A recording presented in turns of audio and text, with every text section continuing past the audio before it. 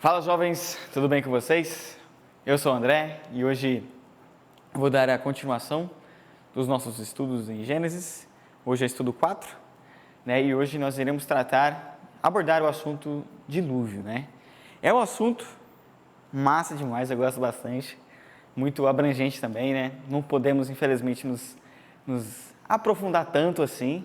Eu quero falar algumas curiosidades, né? E principalmente o que a Bíblia fala sobre o dilúvio, né?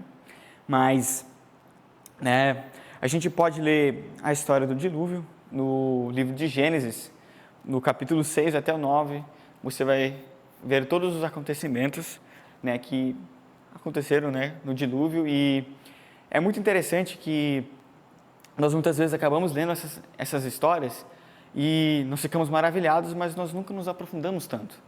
E hoje eu vou falar algumas curiosidades, né, alguns detalhes incríveis, né, e sobre esse dilúvio que realmente aconteceu, né?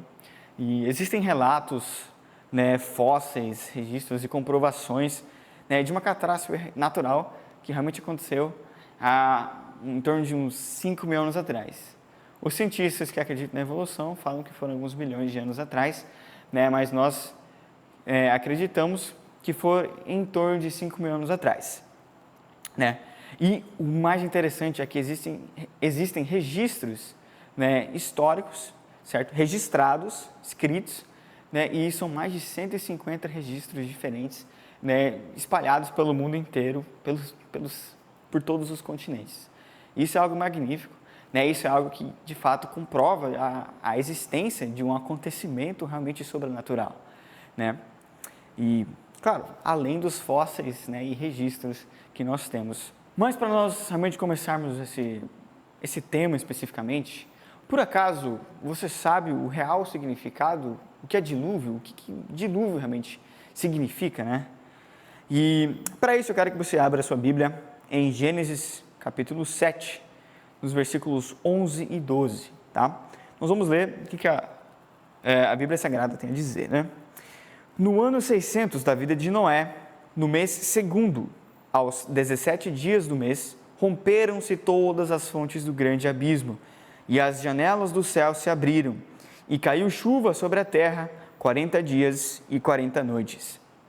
Essa aqui é uma pequena parte, né, que relata exatamente sobre isso, e nós muitas vezes nos apegamos apenas no versículo 12, né, e caiu chuva sobre a terra 40 dias e 40 noites, né, como se o dilúvio inteiro fosse apenas uma pancada de chuva muito forte, e nós muitas vezes esquecemos de nos aprofundar nisso, né? O fato é que o dilúvio foi muito mais do que apenas uma chuva extremamente forte, né? O dilúvio foi, na verdade, uma coisa que mudou completamente como a nossa terra funciona. Você já ouviu falar da Pangeia, né? Quando o mundo estava tudo em uma só parte, né, certo? Toda a parte da Terra estava em um único lugar, e aí aconteceu alguma coisa e os continentes se separaram, né? Você se perguntou uma vez como que os animais, por exemplo, o capivara, que nós temos aqui a onça, né, nós temos uns animais bem específicos aqui da nossa região, né, da América do Sul, como que os animais da América do Sul foram parar na Arca de Noé? Né, talvez você já se perguntou, né, isso, porque caramba, tem um oceano muito grande atualmente, né, que eles tinham que atravessar e até chegar para a arca, né? E se você fizer os cálculos, nunca vai dar certo, mesmo se eles nadassem, ia demorar uma eternidade, né, para eles atravessarem literalmente um oceano para entrar na Arca de Noé, né? Então, aí também temos algumas pequenas provas, né, que de fato a Terra tinha um formato diferente antes do dilúvio acontecer. Mas o que é o real significado do dilúvio, né? E nós encontramos o que aconteceu de fato no dilúvio no versículo 11, no finalzinho dele. Romperam-se todas as fontes do grande abismo e as janelas do céu se abriram, né? Tem uma tradução que fala que as águas jorraram, né? E é uma palavra que ela é traduzida de maneira incorreta para o nosso português. Na verdade, não existe uma palavra que defina exatamente esse jorrar que é no original. Vamos imaginar uma usina hidrelétrica, certo? Ela muito grande, né? E o jorrar bíblico seria equivalente a como se uma usina hidrelétrica, como essas grandes mesmos, né, se rompesse e toda aquela massa de água fosse jorrar para cima de você, jorrar. Então esse é o jorrar bíblico.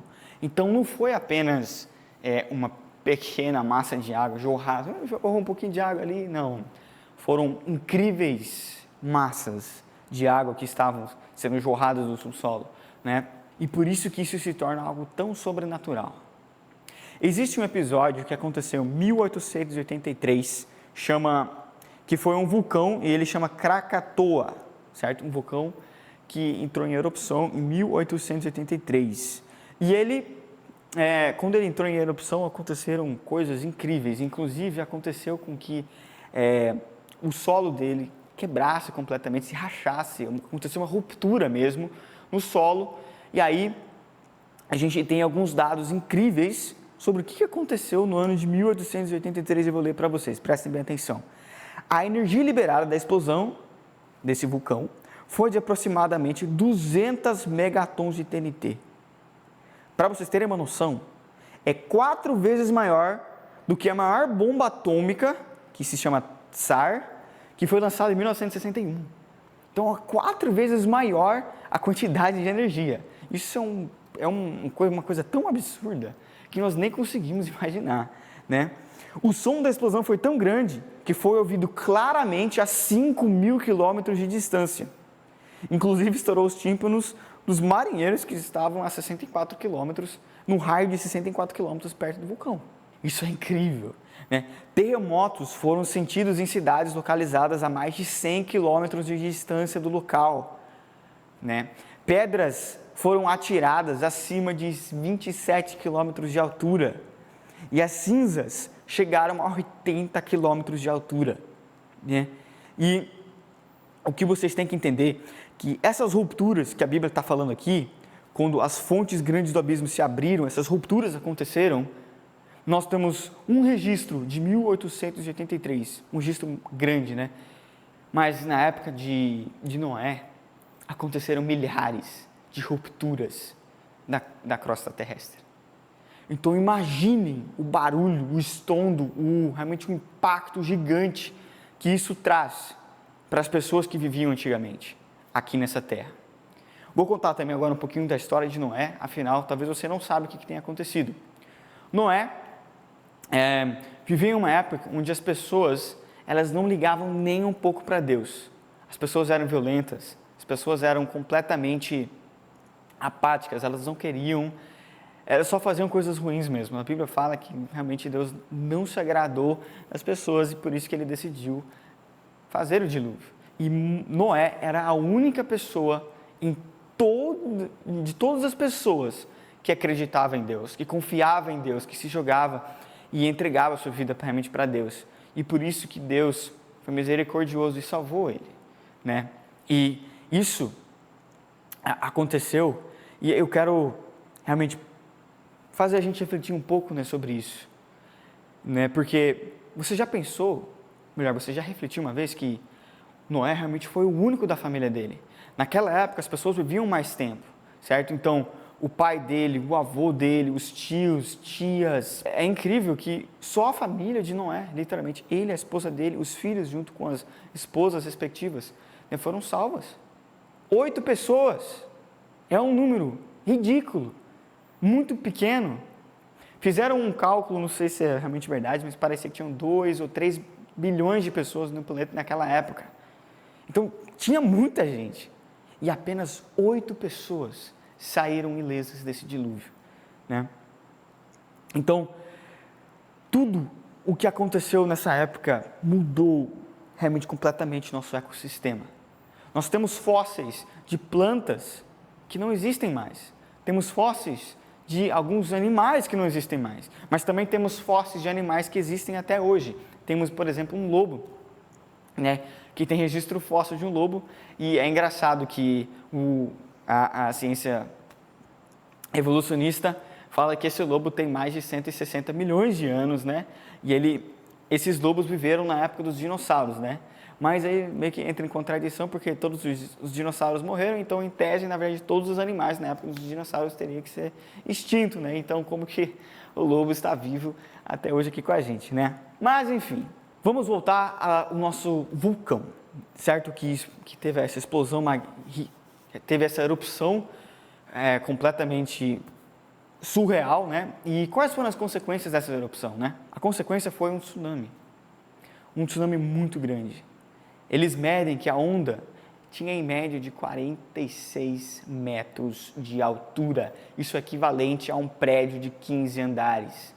Gente, é muito alto. E tsunami não é uma onda que quebra na praia, é uma onda que invade, que leva tudo. Ela realmente está ali para destruir, não está para ser uma coisa bonita, né? Ela realmente é uma coisa devastadora. E não só aconteceram rupturas, né? A Bíblia relata também de que tem grandes reservatórios de água subterrâneo, né? E algo que também é comprovado cientificamente são os geysers que existem hoje em dia, né? Os geysers que tem, acho que alguns são realmente fortes, acho que são 10, 15 metros de altura, né? Que a pressão da água que acontece, ele meio que explode, assim, é uma coisa muito bonita de se ver. Né? Mas nessa época, né, no dilúvio, esses geysers não se tornaram coisas pequenas, eram coisas imensas. E a pressão era tão grande, mas tão grande, que arremessou pedra a mais de 50 metros de altura. Inclusive, jogaram as pedras fora da nossa atmosfera.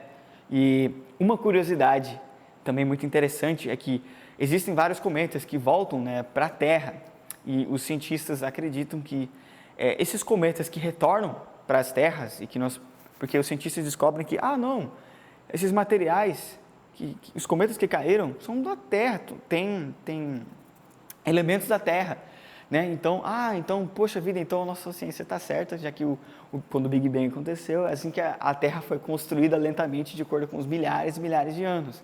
Mas essa parte da ciência acredita que, na verdade, foi simplesmente na hora do dilúvio, quando esses geysers explodiram, né, e arremessaram as pedras realmente para os ares, e aí eles estão basicamente retornando para a Terra novamente, alguns cometas, né, em forma de cometa.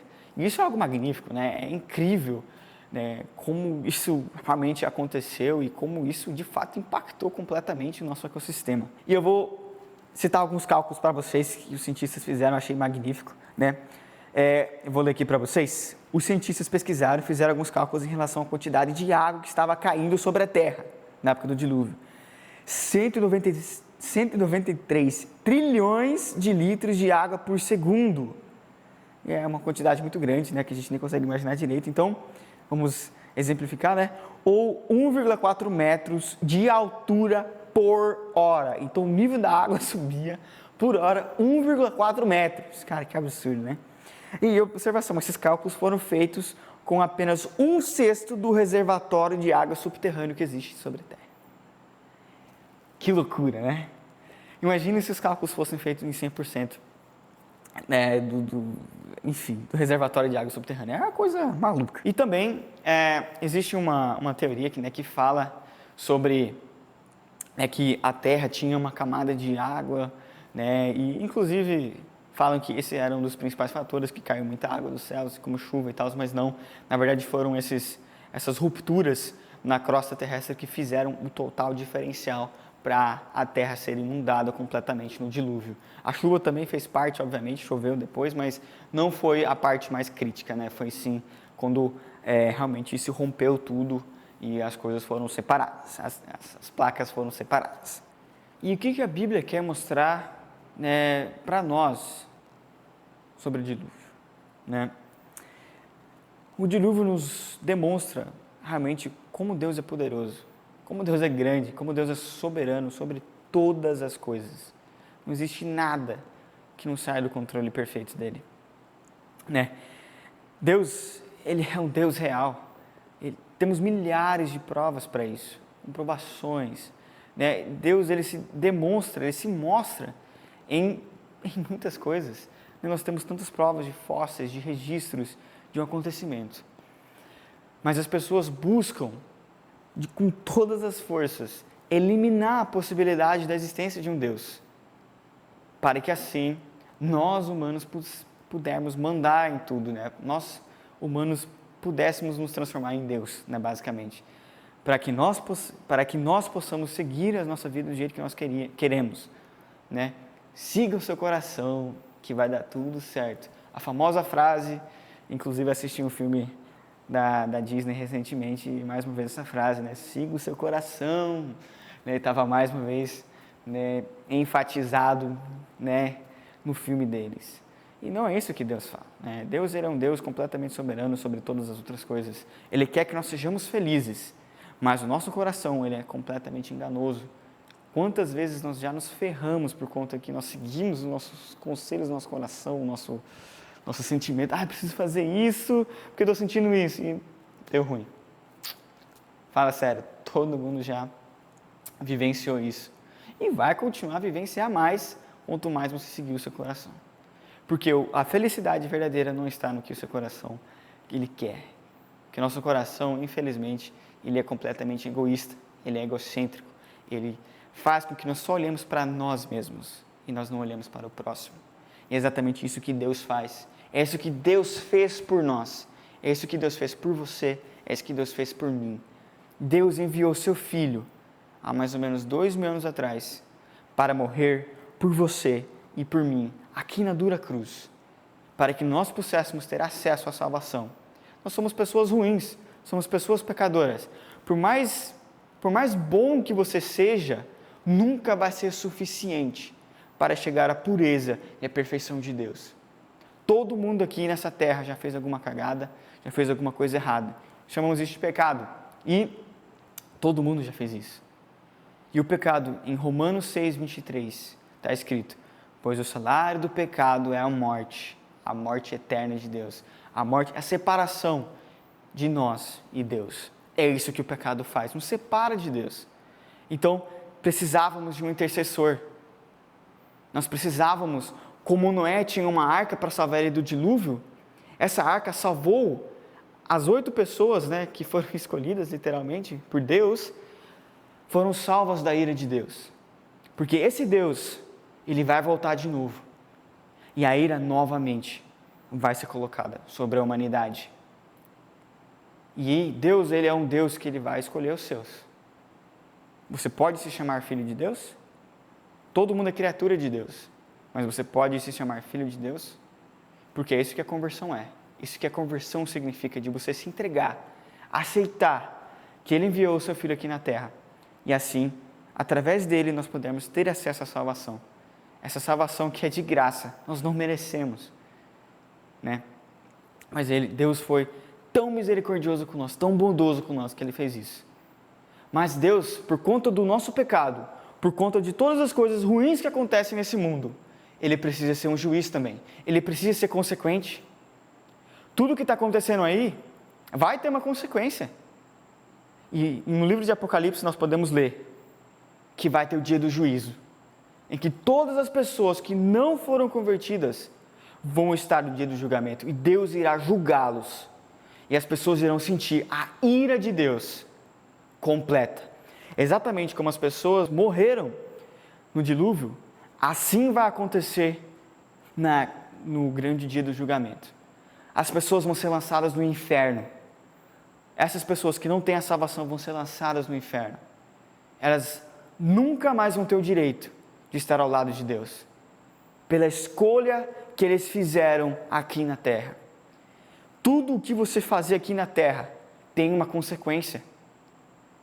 Nós não vivemos aqui essa vida à toa. Cada um tem um propósito.